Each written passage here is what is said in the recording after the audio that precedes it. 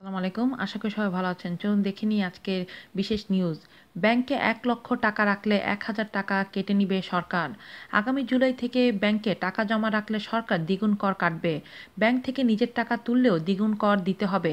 আবার ব্যাংক থেকে কেউ ঋণ নিতে গেলেও ঋণের সেই অর্থ থেকে দ্বিগুণ কর দিয়ে আসতে হবে সরকারকে।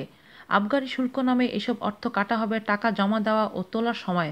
আগামী অর্থবছরের বাজেটে এমন বিধান রাখার প্রস্তাব তৈরি করা হয়েছে বলে জাতীয় রাজস্ব বোর্ড সূত্রে জানা গেছে। চলতি অর্থবছরের বাজেটে ২০,০০০ টাকা পর্যন্ত লেনদেন আবগারি শুল্কমুক্ত রাখা হয়েছে। এনবিআরের প্রস্তাব অনুযায়ী আগামী অর্থবছরেও তা বহাল থাকছে। অর্থাৎ ২০,০০০ টাকা পর্যন্ত লেনদেন করলে কোনো কর দিতে হবে না। ২০,০০০ টাকা থেকে ১,০০,০০০ টাকা পর্যন্ত জমা ও ঋণের উপর চলতি বাজেটে ১৫০ টাকা আবগারি শুল্ক নিচ্ছে এনবিআর। আগামী বাজেটে তা বাড়িয়ে ২০০ টাকা করা হচ্ছে।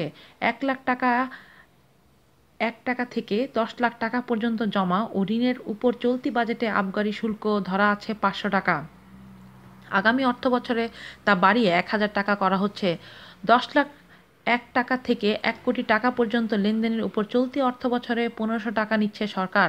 আগামী ১লা জুলাই থেকে ৩,০০০ টাকা নেওয়া হবে। ১,০০,০০,০০০ টাকা থেকে ৫,০০,০০,০০০ টাকা পর্যন্ত লেনদেনে চলতি অর্থবছরে ৭,৫০০ টাকা আবগারি শুল্ক আদায় করা হচ্ছে।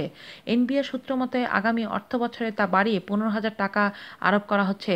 একইভাবে ৫,০০,০০,০০০ টাকা থেকে আরও বেশি পরিমাণ অর্থ লেনদেনের উপর বর্তমান আবগারি শুল্ক ১৫,০০০ টাকা থেকে বাড়িয়ে আগামী অর্থবছরে ৩০,০০০ টাকা নির্ধারণ করার প্রস্তাব চূড়ান্ত করা হয়েছে।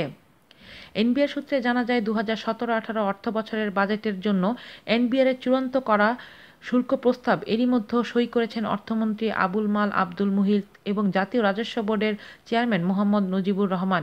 এতে ২০,০০০ টাকার উপরে লেনদেনের ক্ষেত্রে আবগারি শুল্ক দ্বিগুণ করার প্রস্তাব রয়েছে। এই প্রস্তাব অনুযায়ী দেশের বাইরে যাতায়াতের জন্য বিমানে উঠতে গেলেও দ্বিগুণ আবগারি শুল্ক দিতে হবে প্রত্যেক ফ্লাইটে। চলতি অর্থবছরে আন্তর্জাতিক ফ্লাইট ও কানেক্টিং ফ্লাইটের প্রতি সিটে প্রত্যেকবারের ক্ষেত্রে ১,৫০০ টাকা ও ১,০০০ টাকা করে আবগারি শুল্ক আরোপ করা আছে। নতুন অর্থবছরে এই শুল্ক বাড়িয়ে ৩,০০০ ও ২,০০০ টাকা করা হচ্ছে।